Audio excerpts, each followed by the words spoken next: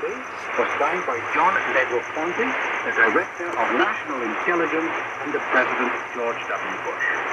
Retired Admiral James Savigny, who stepped down last year as Supreme Allied Commander of NATO, and several former senior State Department officials and prominent Cuban Americans.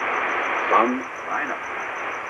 It is the latest sign of increased pressure on the Obama administration to soften the U.S. Cold War era policy on Cuba. And it follows a February poll that found a strong majority of Americans favor loosening the 5-decade-old punitive policy of Cuba status. The letter lists measures that are within the executive authority of the president and do not require congressional approval.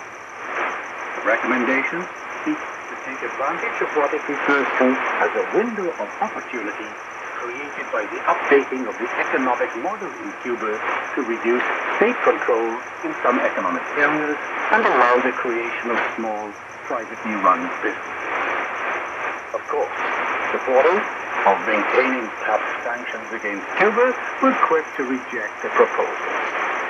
Mauricio Claveterone, director of the U.S.-Cuba Democracy PAC, mounts a truism that by seeking to use executive authority, the recommendations involve circumventing the rule of law, since the embargo was passed by Congress. How about that for a step of power? But the signatories have pointed out that the recommendations were vetted by New York law firm Sherman and Sterling, who advise governments and major corporations.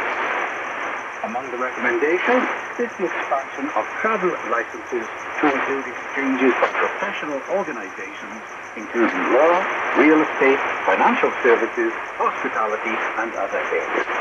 It also recommends that anyone should be allowed to offer services and send money to Cuba. The letter urges the White House to hold serious discussions with Cuban counterparts on issues such as national security, migration, drugs, and the environment.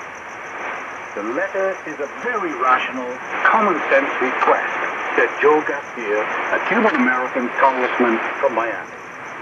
Now, what will it take to move the rest of those hearts of flint in South Florida with their stranglehold on democratic politics in the United States?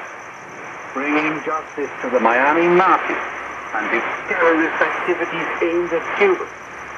That's what it will take. For Radio Havana Cuba, this has been a commentary by Darren Jones.